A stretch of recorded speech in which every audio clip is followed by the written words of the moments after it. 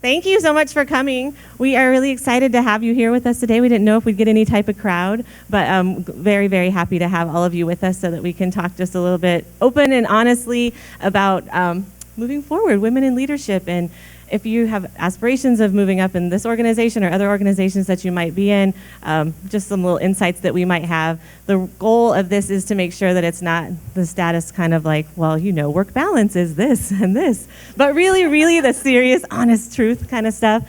I got to take part in a panel like this about a year ago, and I learned so much from the other panelists that were on, and just thought it would be a great thing for us to be able to do at some other conferences, just to share, like I said, that honest, real stuff. So my name is Kasey Urquidez, and I work here at the University of Arizona, serve as Vice President for Enrollment Management and Student Affairs Advancement and Dean of Undergrad Admissions.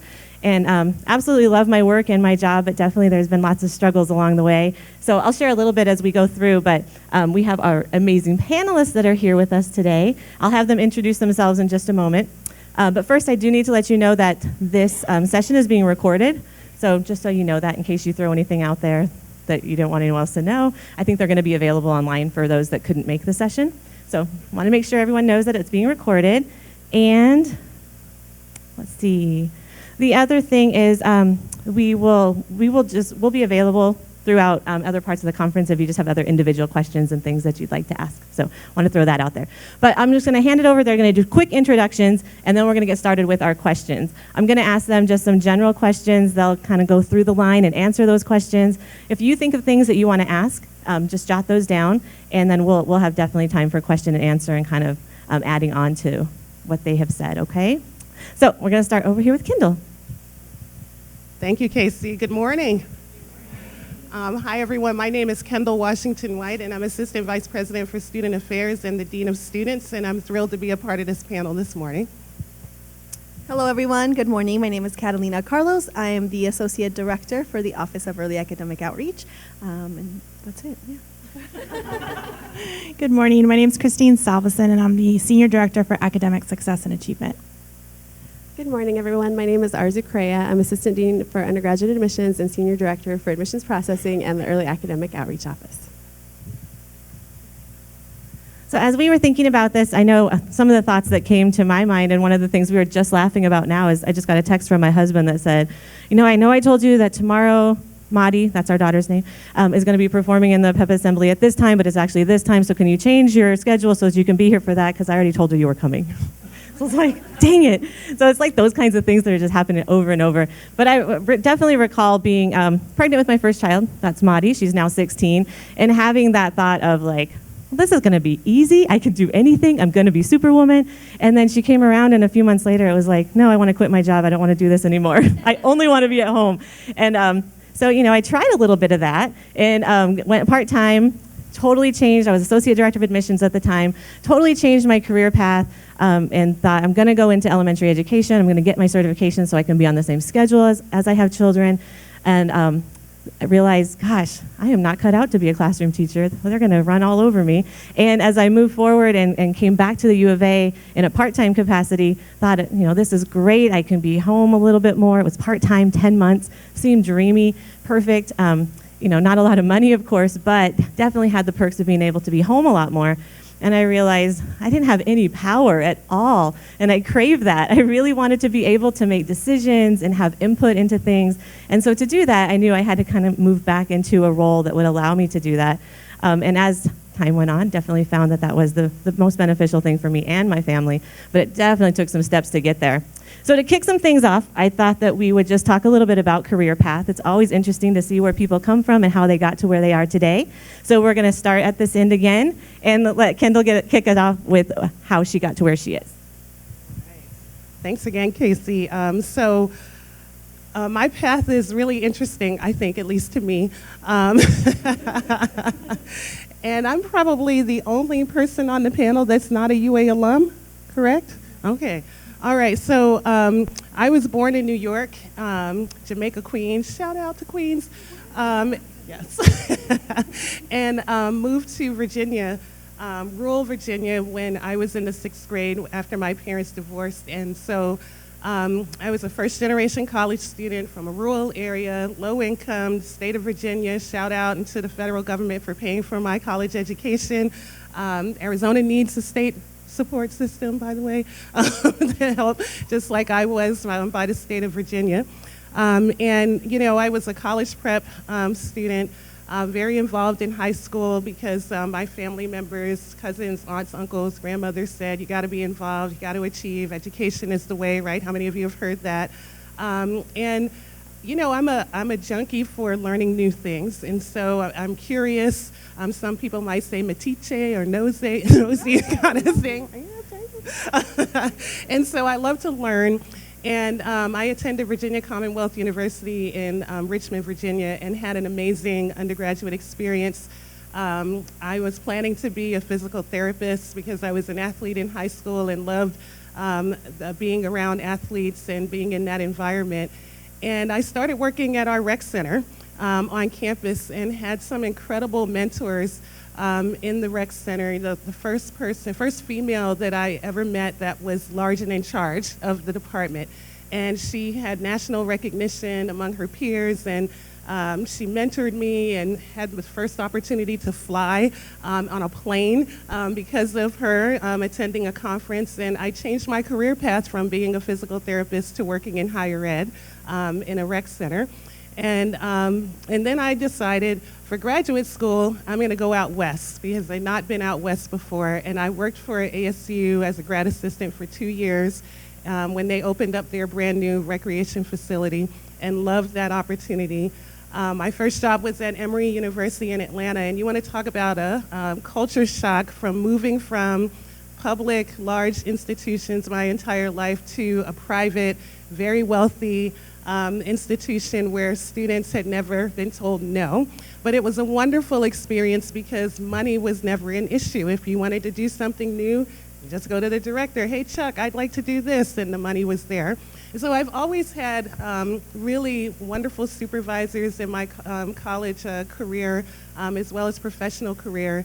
And I wound up coming back to Arizona, working in multicultural affairs as a coordinator.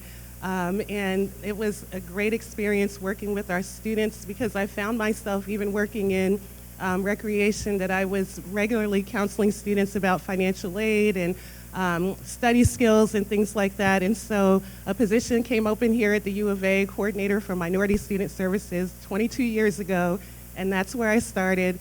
And my path kind of went this way, mostly in multicultural affairs, and an opportunity to work in the Dean of Students office presented itself. And I never dreamed that I would be in the position that I am today, but I'm so grateful to have it, and it's due to great mentors and great experiences and being curious. I didn't know all that. This is so exciting. So for me, I actually was born in Mexico, and I came here when I was 9. I was actually what you would call now a dreamer, which at that time we didn't have that title. I went to Flowing Wells High School. I graduated there, and I came here in 2000, and I thought I wanted to do retail and consumer sciences, and that was my major. And then I got an internship, and I started working in the retail industry, and I absolutely hated it. It was awful, but I was incredibly involved when I was here. Actually, I became involved with the Society of Hispanic Professional Engineers. No, I was not an engineer, nor did I have any interest in it. My sister, who was an engineer, or is, would always insist on me joining either the engineering major of whatever I wanted, or be actual friends with engineers, because she said, these are the people that will help you pass all your math classes since you're so bad. I was like, thanks, sis. But it's true. That's kind of what happened. And so I hung out with all these engineers, and they were pretty awesome. And, you know, they were working on DFQs when I was just trying to do the very basic algebra. So it was really amazing that I got to hang out with all these wonderful engineers. So I became really involved with that organization on campus, and I got to meet a lot of great leaders because of it. So when I decided that retailing was not for me, I reached back to my advisors and the people that I had worked with on campus as a student leader. And I said, I really want to be back on campus. I'm not really sure what I want. I love working with students. I love working with outreach, but I have no idea what's out there. So my advisor said, well, the Office of Admissions has the Minority Student Recruitment Office, and I know that they're seeking new people. So literally within 2 weeks after applying, I became one of the recruiters for Minority Student Recruitment, and it was really exciting because I had no idea what I was doing. I didn't know that that was an actual job. So for me, it was a whole new world. It was absolutely fascinating. I said, okay, I'll do this for 2 years and then figure out what to do after that. So every 2 years, it was really nice to kind of keep moving and growing and staying within that position, but getting a promotion or moving up. I got to do a few things with access, equity, and inclusion because of some of the laws that passed during that time. We were no longer allowed to have any type of minority recruitment, at least not ethnically. And at that point, I worked very closely with Kasey and really try to help as much as possible with diversifying our campus from the perspective of recruiting underrepresented populations. So during that time, I also got married. I started my grad school. I started in the Mexican American program, and my focus is education and immigration. So I finished that in 2010.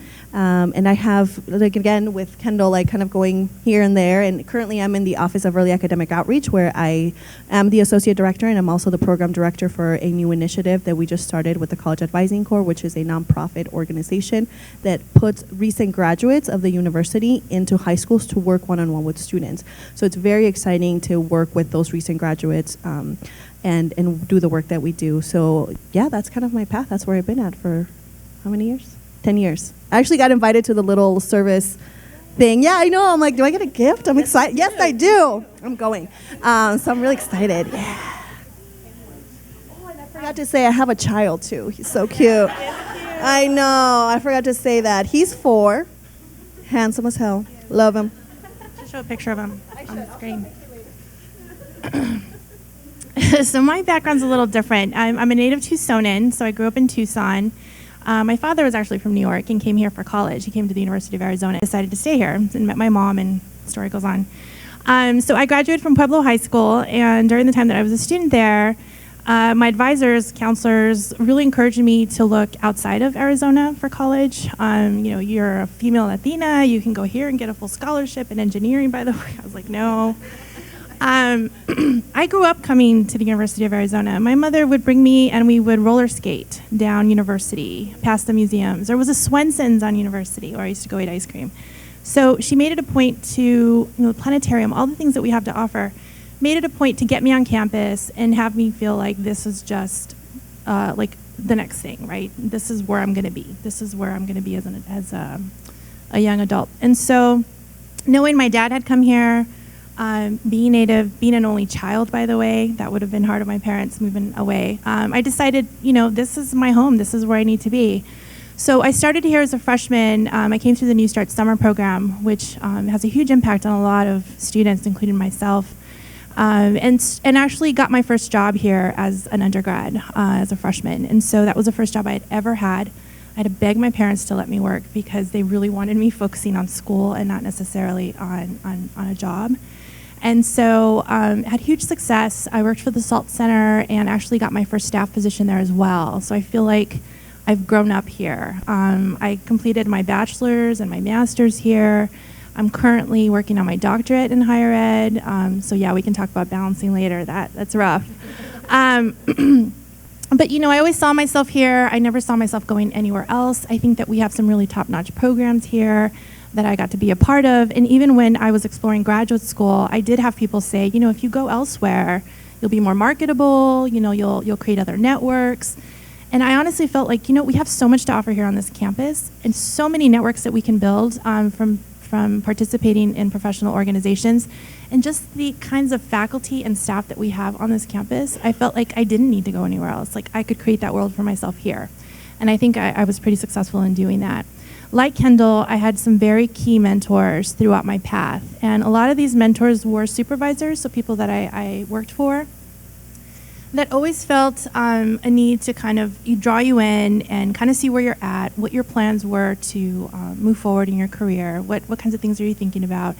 And so I've always had that sort of guidance and push from a lot of my mentors, and a lot of them were women, women who themselves had gone through some tough times being mothers or waiting to have children to go to pursue degrees.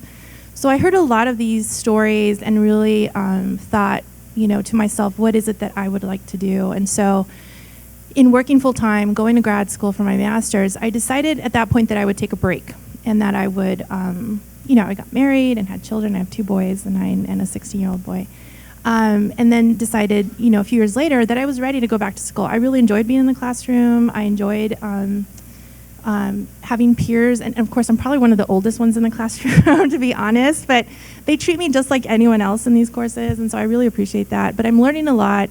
I like to hear a lot of fresh, new perspectives from students that, for those of us that have been in working this long, especially in one place, you actually learn and see a lot of things, right? And so when you have these fresh perspectives, it kind of brightens things up for you a little bit as to like, what we could think about doing something like that. And so anyway, so that is my story. Of course, there are other things I could talk about, but I think that's the gist of it. Okay, so I was born in Iran, and I came to the States when I was 8 years old. I lived in England prior, and then I came here. I always struggled with school growing up. I hated school, which is interesting that I'm in higher ed now. But I had siblings who went on to get higher level degrees. I'm the youngest in my family. My sister was 4 years older than me, so she graduated from high school, and then I entered high school, so I was by myself, and I struggled a lot because it was harder for me. She was super smart, got a 4.1, went to Duke University, and for me, I didn't have anyone there to help me. My father did go to college as an international student, and my mom was a stay-at-home mom. And the expectation was, I'm going to college regardless, you're going to go to college. So that was always in my future, but I always struggled. I wasn't a bad student. I had a 3.5, but it was hard for me. I had to work really, really hard. And I decided to go to U of A because I needed to get away from my family and be far enough away, but close enough if I needed to return.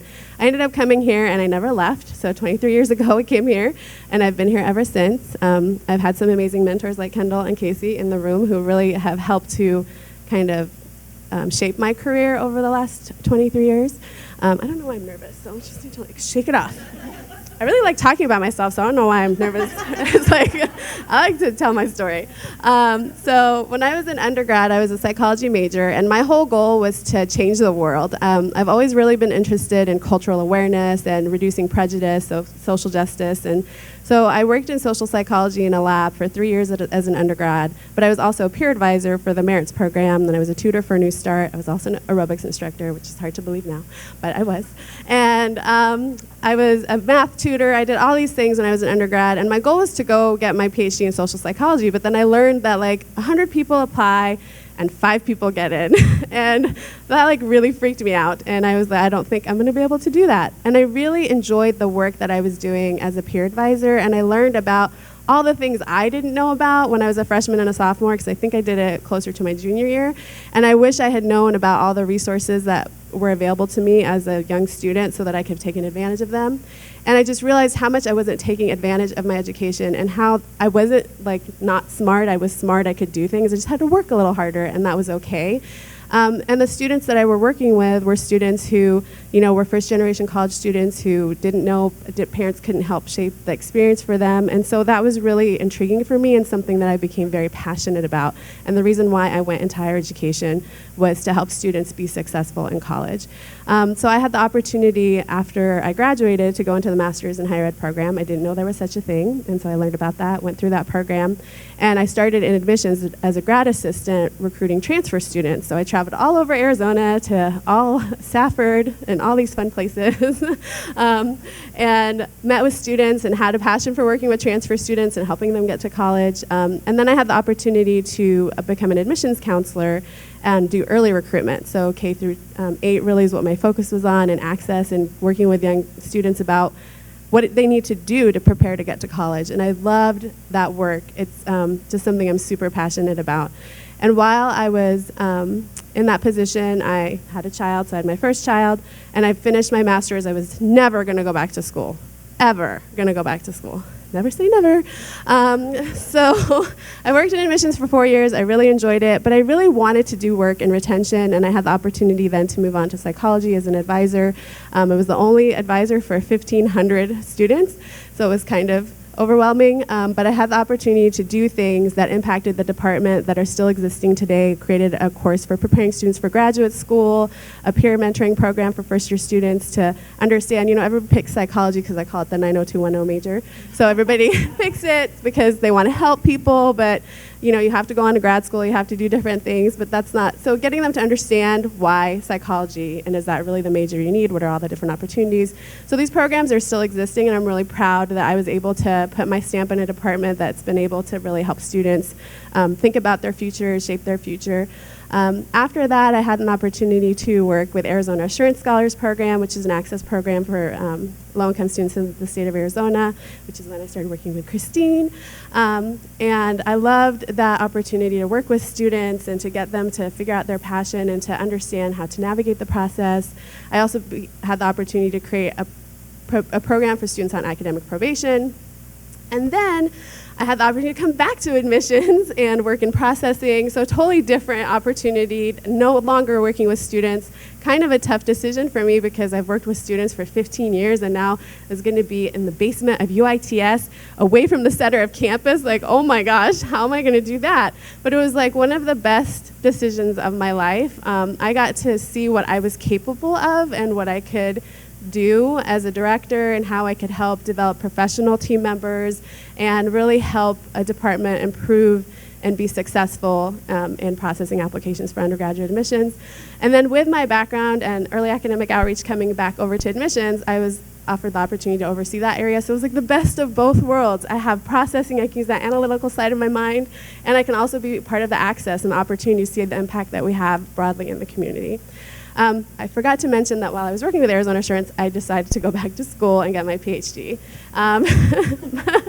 So just a little thing. It was 2006. I had a 5-year-old, a 3-year-old, and a 1-year-old. I don't know what possessed me to do that. It was probably the hardest 4 years of my life. I almost quit at one point because it was a strain on my marriage, actually. But we're still married, so it's good, 18 years. So I was very proud of myself. I graduated in 2010, got my PhD, and I'm very happy where I am right now. And I really thank Kasey and Kendal for their mentorship. And Christine was my boss, her mentorship, and Kat and I get to work together again. So it's just this opportunity, really networking and connecting. And I just feel very fortunate to be where I am because I never thought I'd be in this type of position in my career. Thank you. So common themes that I heard through that were definitely about mentorship and having a mentor. And so seeking that type of experience out is extremely important. And sometimes you can seek it out and you just find someone that you really want to learn from and you can actually ask them if you could learn from them. Other times it just happens kind of organically. I mean, the way I moved into higher education was really trying to figure out what am I going to do with my life. I was a family studies major. I always wanted to go into counseling or elementary education. I didn't get into the College of Education when I was a student, and so I felt like, gosh, what am I going to do? Found the family studies major, and then I met Patty Wiley, who was my advisor and just really the most influential person in my life aside from my mom. And I was working for her as a student worker, and I was given the paychecks from the front office to stick in all the boxes before electronic paychecks were there. And so I was sticking them all in the boxes, and then it just kind of hit me of this could be a job. She's getting paid to talk to students. And so that was really such an exciting time to kind of have that realization. And then she stuck with me and helped me through all of the times that I was applying to higher ed positions right when I graduated from college and just really saw it through. She was a mother of 3 working on her doctorate and working here at the university and really pushed me to obtain my doctorate. And so was that influence of, and I started and stopped it at least the beginning portions of my classes about 3 times when you kind of get to that point of something has to give. I have family, I have work, and I have school, and I can't let the other 2 go. So I had to, leave school a couple of times before I was finally able to push through and do it. But being able to have that kind of flexibility and allow yourself to make mistakes and say this isn't going to work for me is okay. And that's really hard, especially for a type A overachiever to do. But sometimes you really do have to do that.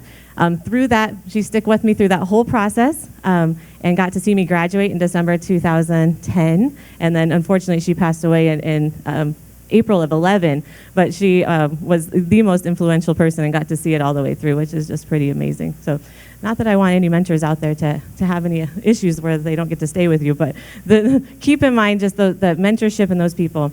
The other thing that you probably heard a common theme is that all of the panelists have children, and I have children myself. Whether you have children, you're thinking to have children, you're thinking of any of those kinds of things, then that can add a new element as you're trying to move up the ladder or do different things in your life. Definitely added to mine as my little boy had. Really, he had a problem when he was born, and so he was a little bit sick throughout the time that he was a baby, and his lungs didn't develop fully. So he ended up getting pneumonia every single birthday of his, and then one other time of the year. So for 2 times a year, it was like, okay, I'm out again. I had my own little board at urgent care. They just knew who we were when we walked in, because we're like, can you give him an X-ray? We've got to see if he has fluid again.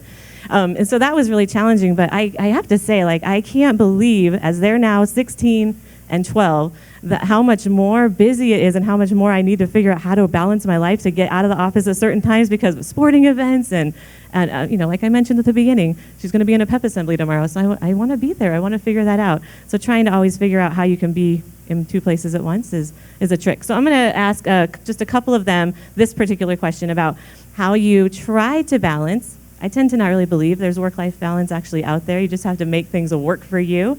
There's no way to really balance it. But how do you actually organize your time? How do you balance the things that you do have to kind of figure out so that you don't let things fall short? So I think I'll start with Kat on this one. All right. So for me, having a kid definitely changed everything, and I do mean everything. I had been married for 6 years, and then we decided, okay, it's time for us to have a kid. I think we want this, let's do it. And before we could change our mind, 2 months later, we were pregnant. And so we're like, all right, this is happening. So it was very exciting for us. I had a bit of a tough pregnancy. I was very sick. I had infections, just things that not, the glowing, beautiful pregnancy that people talk about, lies. That might happen to some people, did not happen to me. So I was very much like, okay, so, he's going to be born in January, and I'm going to be on break, and it's going to be awesome, and I'm going to do this, and I'm going to do that. And within a week of him being born, I had to have surgery to remove my gallbladder. And that put me out, completely changed my plans. I actually also got diagnosed with postpartum depression and anxiety. And that's something that I actually struggled with for about 2 years. So it didn't go away right away or after medication or whatnot. So I really struggled so much to be able to be the mother that I wanted to be to this child, that this image that I had created in my head of what I wanted to be and how I wanted to live my motherhood with this kid was completely shifted and changed. And at the same time, I was going back to work. For me, work became my safe haven because that's what I knew how to do well. That's what I felt comfortable with. Being a mother, not knowing anything about this kid, it's like, okay, cool, we're going to do this, was very tough for me. So I think I struggled with that a lot. I had Kasey and Rafael Mesa as my direct supervisor at the time, and they were super supportive. They understood what I was going through. It was very difficult, but for 2 years I dealt with that, and it was, again, life-changing because I was able to go back not only to my family to support me, but my husband. My husband, he is type A gold all the way, and that man is truly the one that helps us stay kind of afloat in our home, and I just owe him so much because he's truly a great partner, and I think that's also part of the success and part of my happiness is having someone that I can rely on so much. So him, going back to my faith was really huge. I kind of re-encountered my faith, went back to my church and became more active in my Catholic community, and I think that also really helped me get through so much. So with counseling, with medication, with my faith and family, I was able to get through a lot of those emotions and just some of the struggles that happened. But yeah, it was a very real thing, and it absolutely affected my job because I was having such a hard time coping with life. Like, how do I cope in dealing with all these issues that happen every single day? Either a parent being mad or someone not doing their job or dealing with personnel issues here left and right, it is very, very difficult. So that was definitely something that was really intense for me to deal with, but I think that things happen for a reason. I very much believe that I am at the right place at the right time, and I am meant to be where I'm at right now. And I have an amazing, supportive boss. And sometimes you think of men especially, and you're like, oh, well, do they really get it? Well, no, mine, I'm very, very blessed that he gets it, and he understands how important it is for me to actually leave early today because I have to take my son to his soccer practice. So it is a struggle, but like I said, I'm very blessed to have my dude to help me out. He's pretty awesome dude, and it's a struggle, but it's something that I'm proud to say that let's not be shy from talking about things that are tough, and that we as women do go through things like that, and it's okay to talk about it, and it's okay to seek help, and I'm kind of the living proof of that, for sure.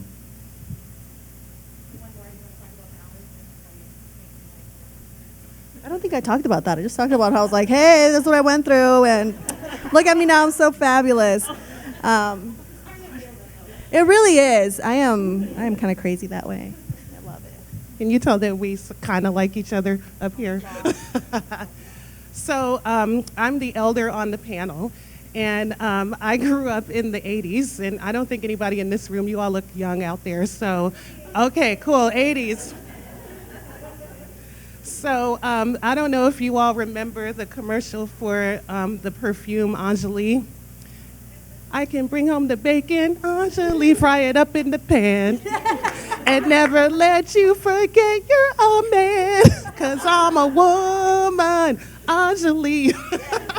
Right, so that commercial stunk, right, because I loved it. I graduated from high school in '85, and I loved that commercial because what it was saying to us as women is that you can do everything, right? You can fry up the bacon, you can have all your kids and work and do all this stuff and be equally successful in all of that. And it was a big fat lie. Big fat lie. And it took me some time to really understand that, yeah, you can never do all of those things super well. And once you accept that you are going to some days be an awesome mom. I have 2 boys. One's going to be a freshman here this fall. And and a sophomore in high school. And one day you can be the most awesome mom in the world, and the next day you'll feel like you are the worst mom on the planet. And it's never either of those extremes. It's always something in the middle. And it's a tough balance, it really is. And for me, I think sometimes we think that it's going to get easier when your kids get older, but it's a different challenge. No matter what age they are, it's different kinds of challenges. And I think that you have to just recognize, what do you really value, what's most important to you. And that works most of the time, but depending on the kind of work that you do, you don't always get to choose. So because of my role as the Dean of Students, I have to be on 24/7, 365 days of the year, because I never know when a call is going to come to my cell phone about something that happened on campus that needs our attention. Now, thank goodness it's few and far between, but I'm always, the first thing I do in the morning is look at my email to see, what's going on. So I try to set some boundaries about when my children, my boys are athletes, they're involved in lots of things, that I try to be at all of those events as much as possible. I go to church every Sunday because some of the stuff that I have to deal with, I need to make sure that I am in prayer, quite frankly, and that I have my church community and just that opportunity to just be present in a community where we are all together, and it's about positivity and learning from the pastor, and that is really fulfilling and refreshing for me on a weekly basis. You also have to make sure that you have a network of people around you that are supportive. And it's, we talked about mentors, and some mentors, it's a formal kind of relationship. Sometimes it's just people that you just observe, right? that you look at these people and just say, man, Kasey really has her act together, and Catalina is so fabulous, and, and I think you have to have a good support network around you, and it could be people that you work with. It could be people. It's good to have people outside of your field. Because you can start talking shop, and maybe your coworker isn't always the best person to debrief with, and so you need people around you that don't know the business but can get to some of those core issues that you may be talking about. Kasey and I are very much alike. I'm very type A, and I've had to give that up. Quite frankly, I still am, but I can't any longer because I just never know what's going to happen on an hourly basis, and so I've had to let go of having my checklist, even though I still write to-do lists, but do I get to check things off anymore? Every now and then. But I do try to have boundaries about certain things, especially when it comes to my children, and it's a balance, and so don't believe the Angelique commercial. The theme song is still cool, but it's not reality, so.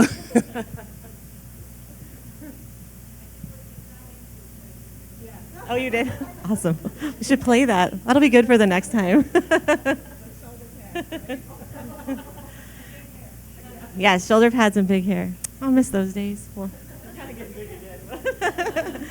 no. Well, and part of it is always just that constant learning. I mean, one of the things that's the biggest learning for me is because sometimes we just feel so overwhelmed, and you think you're the busiest person in the world and that nobody else is going through what you're going through. And that happens often. And then, it's been interesting as I've talked to different people throughout this, even the last week, things that I found out just today about, someone who last year was going through a cancer scare. And so, whenever you realize, like, oh gosh, when that person was kind of slacking and everyone was kind of saying all these things, she didn't want to talk about that with anyone at that time, and that was her right. But you never know what's going on in other people's lives and things. And so having that level of compassion for others, I think, is a really important part of being a professional and also kind of moving forward and advancing. All right, one of the other things that was mentioned, which I'll ask Christine and Arezu to speak a little bit about, is building that professional and personal network. How do you go about that, and what have they done to help themselves as they've grown in their careers? Well, as I mentioned earlier, when I was a peer advisor, Kendal was my boss. And so she was amazing. She taught me so much and she actually saved me. I can't remember exactly what happened when I was peer advisor, but I did something that probably wasn't good, and I got in trouble. But she helped me kind of rise from that and teach. It was her teachable moment for me, and I learned a lot from her. So she helped me, and I'm glad because I ended up in higher ed, so it would have been bad if I didn't get myself out of that hole.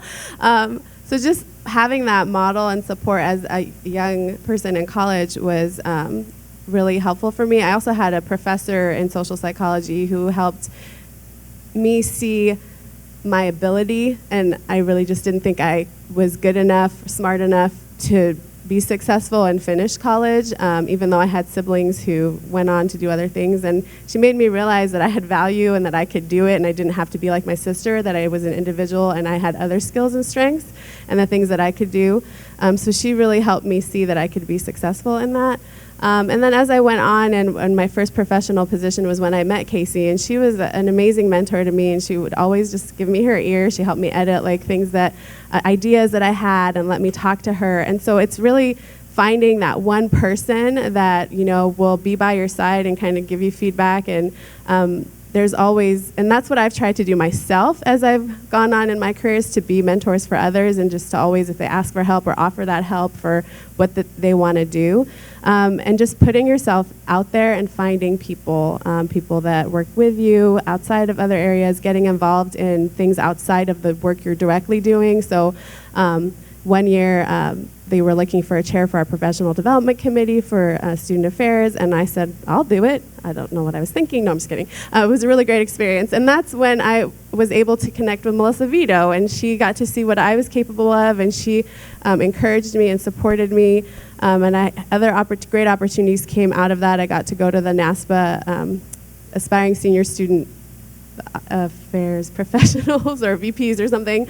And I don't think that I would have had that opportunity if I hadn't tried something different and met other people. So then I was able to connect with people from Res Life and Career Services and Campus Rec. So getting yourself involved in other things outside of your directly daily work helps you connect with more people across areas, and that has really been a benefit to me because now I have connections in other places when things come up, or if I move positions across campus and do different things, which I have done over the last 18 years. It really helps have those connections and people that you can connect with and get their advice and experience. So I say put yourself out there, ask questions, and don't be afraid to try something different and take risks.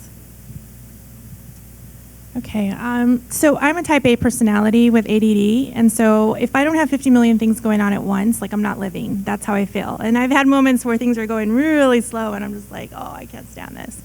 So in saying that, the other piece of advice that I have is know your limits. I have learned very quickly what are the things that add additional stress to my life unnecessarily. And sometimes that's surrounding yourself with negative people or people that really drain your energy because they are going through a lot. Not to say that you shouldn't be that support to your family or your friends, but you really do need to know your limits because you are probably dealing with a lot of demands, work-wise, personal life, and to know your limits, I think, is important.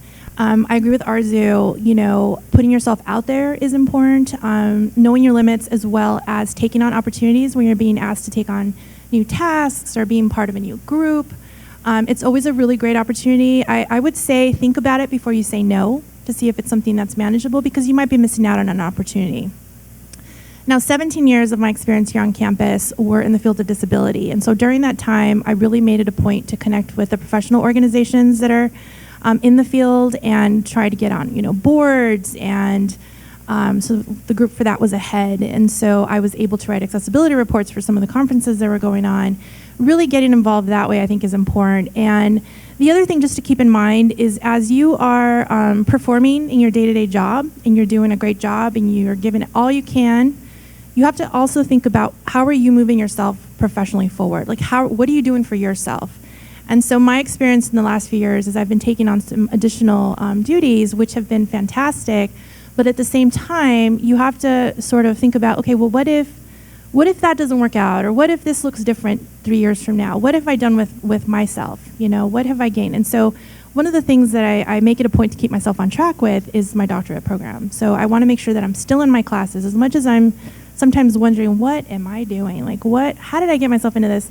You kind of have to push yourself and get through it because at the end of the day, you're going to be able to say, you know what, I accomplished this for myself. And you know what, this prepared me for the next step. And so I would say those are probably the biggest pieces of advice. And absolutely get a mentor, seek somebody out. I've been in awkward situations where my mentor was heading out and I'm at the special event, this going away celebration for her.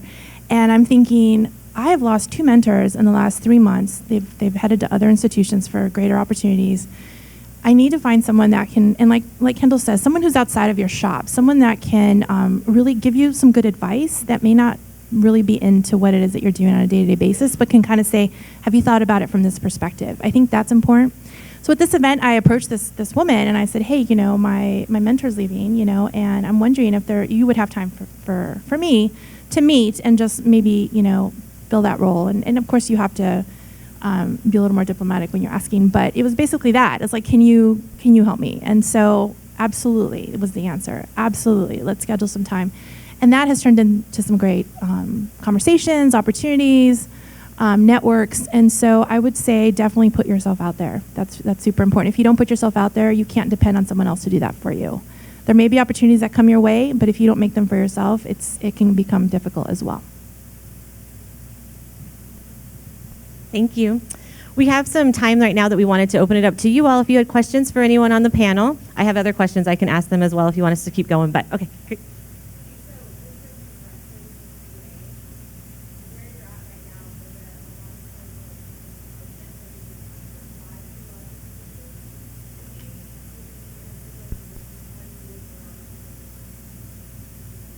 I'll just repeat the question, just make sure everyone could hear. The question is about, for all of us here, the roles that we've had, did we get promoted into those roles? Did we have to apply for those roles? And do we think we would have had similar opportunities had we moved to another institution? So in the first few positions that I had on campus, I would say I had a few interviews. I would say in the last 18 years, it's been more like a promotion type opportunity, or we've been under some restructuring, and whichever administrator sort of overseeing that area has seen my work here. So it's kind of like pulling you in as part of a team to help transition, and then because of the work that the team created and did well, there are opportunities that come out of that. So it's been a little bit of both. I think that, depending on the situation and the time at the institution, you may have an opportunity to kind of roll into a position based on your experience, but there are times where there needs to be a very clear process, and those positions would be posted. So I think it would vary. I think if I had been in another institution, it's hard to say. I'm not sure.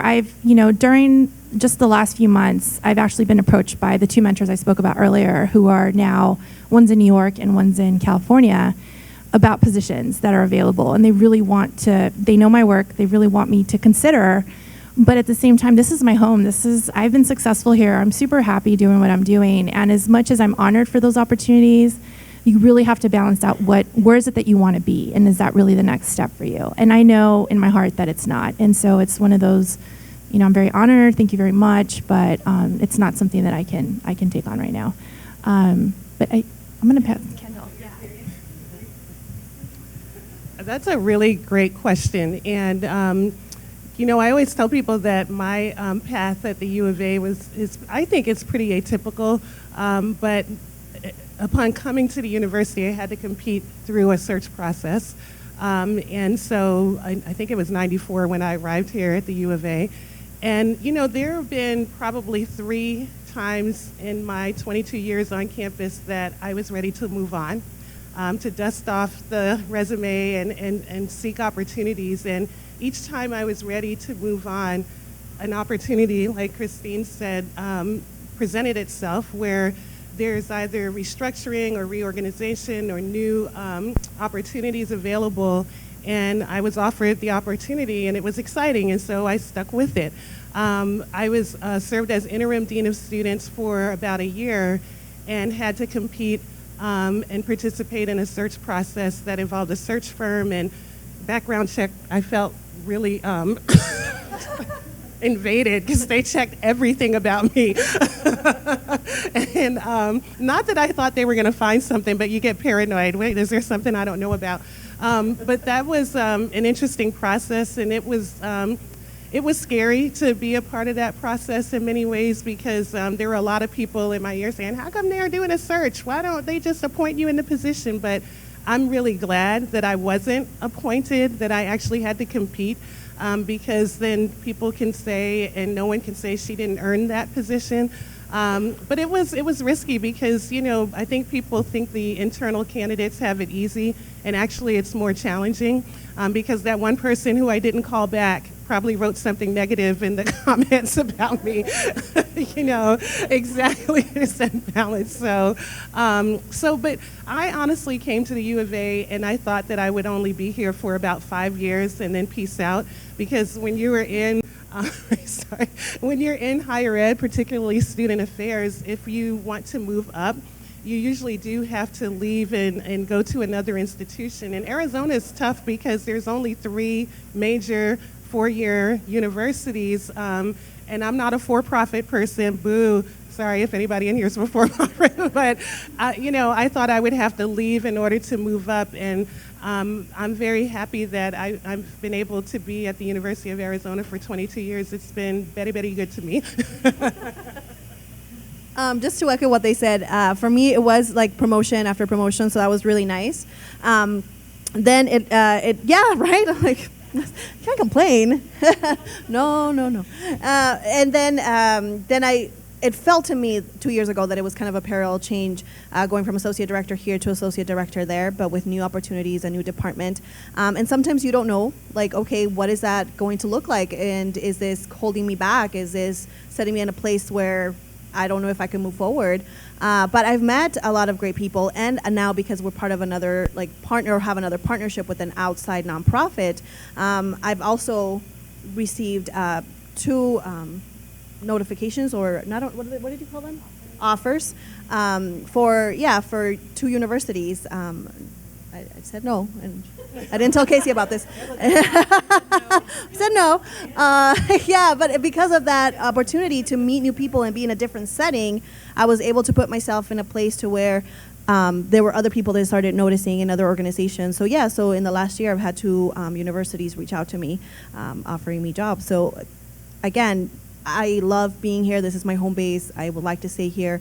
But it's nice to know that even though that seemed like an uncertainty for me, and it seemed like a parallel move that might not work out because I just was always kind of going on this direction, so now it's like zigzagging.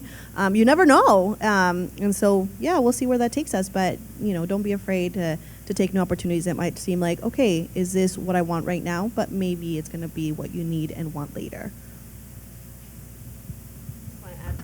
So in the different positions I've had, because I've worked in 4 different areas on campus, is that when I started in admissions, I did get promoted, but it's because I asked for opportunities. It wasn't that it was going to be handed to me. And so my promotions were all because I had ideas and requested things that I wanted to take on. And that happened in all of my positions. And as I moved when I went to Arizona Assurance, that's when I was offered a position and didn't have to interview. And when I came to back to admissions, that also happened. But in between, I was applying for higher level positions on campus because I was ready to move up and do higher level kind of work, and I was kind of at the top where I was at. And I didn't get the jobs, and I was frustrated because I was like, I have the experience, I don't understand, although I'm very thankful I didn't get those jobs, caveat, because I found out that it wasn't something that I would have enjoyed afterwards. Everything happens for a reason. But that's when someone said, maybe you want to go back to school and get your PhD, because my goal is to stay at the University of Arizona. I'm not going to go anywhere else, which is also something that could be detrimental for you to say, because then that might not help you move up, because they know you're going to stay here, so they're not going to help you get going. But that's not necessarily true for me. So I did go back to school to get my PhD because I wanted more opportunities and I knew I wanted to stay here. And also I was able to participate in the Academic Leadership Institute. So going after things, I asked for that, and I was one of the first assistant directors to be part of the Academic Leadership Institute. And that's when I learned how to take risks and I talked to Kasey and I said, these are like my dreams, this is what I want to do. And that she remembered that, and when an opportunity came, she offered it to me, and it worked out in a positive way. So I think if you're going to stay where you want to be, then you have to do a little more to help yourself get going. And it's not just going to be handed to you. You have to work really hard to get it. Other questions? How do you guys trust in uncertainty and moving sideways? Which is basically, if you want to move up, you have to find it, or you have to jump onto a different ladder, and that may end up being a slide down. How do you trust in that? The question is, how do you trust in uncertainty and maybe not moving up right away, moving sideways, or kind of zigzagging, as Kat mentioned, zigzagging a little bit or whatever. How do you deal with that uncertainty of it all? So I think that is a challenge, and we had one of our questions that we had talked about was, what are some of the big challenges? And that was one of the ones I listed, is when do you know it's the right time to move into a new role?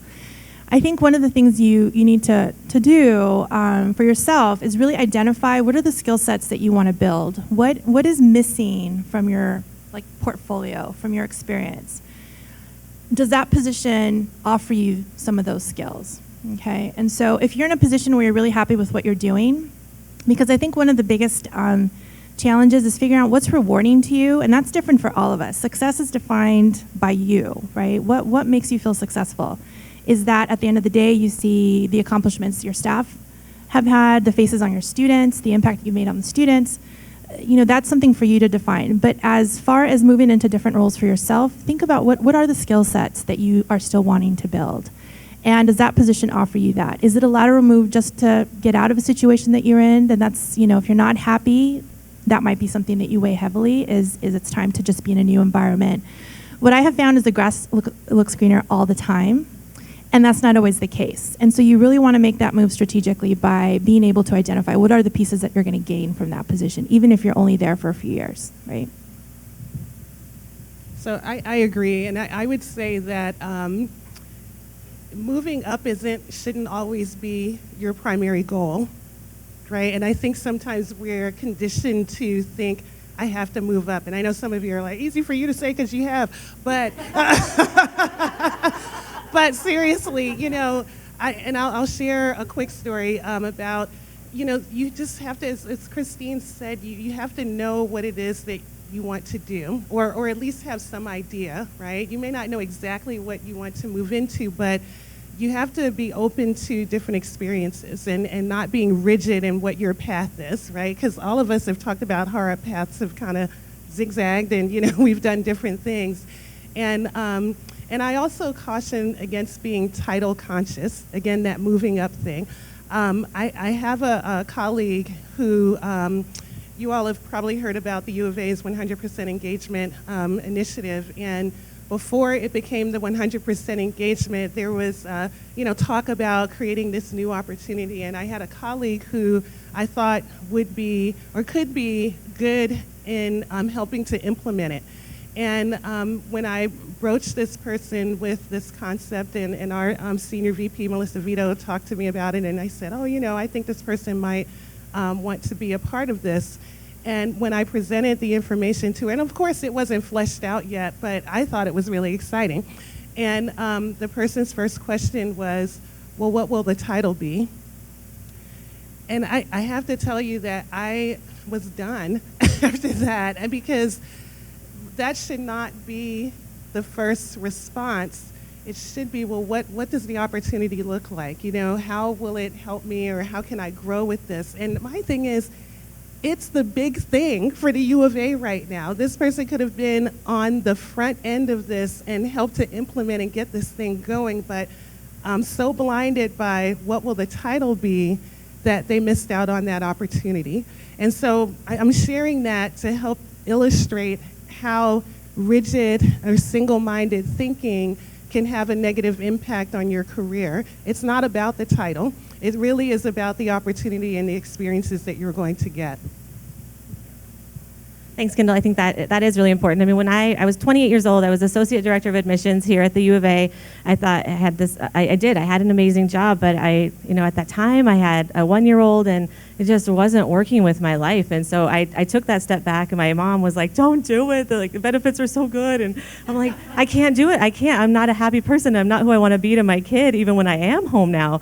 And so, I took that step back, and then 4 years later, I came back as a coordinator in admissions, and I kind of worked my way back up and started over again. But it was worth it to me at that time, and it didn't really matter in terms of the title exactly, because I wanted to be back in the work, but I knew at the time I couldn't do the work that was required of me at that time as an associate director.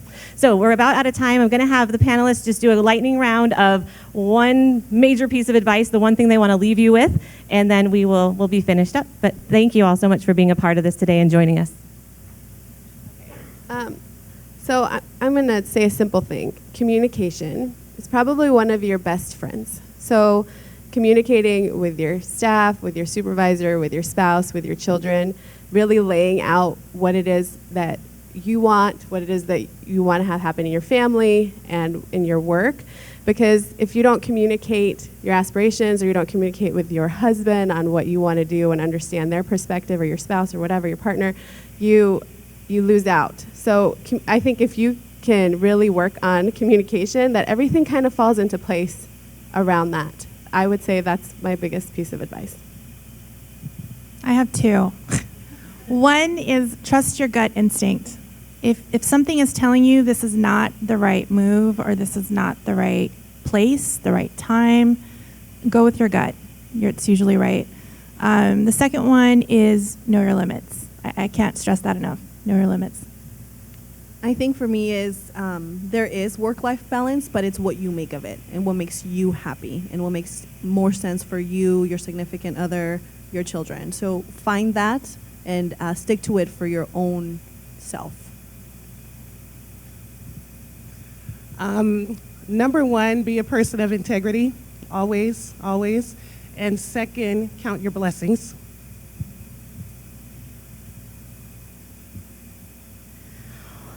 Oh, yeah, that was good. Well, and I just want to say, I mean, with the colleagues that I get to work with, as you can tell, I mean, cherishing the relationships that you have and being that a person of integrity, as Kendal mentioned, I think is just critical as you move forward and in your career, no matter what that may be. Because if you're doing those things, you're communicating with people, you're knowing what's right for you and your family at the time that it is, whatever time that may be in your life, and you're doing so with integrity and collaborating with others, you're really going to be able to do all the things that you want to do. But thank you to my amazing panelists today. If you give them a round of applause. Yay. And thank you all so much for coming. Have a great rest of your conference.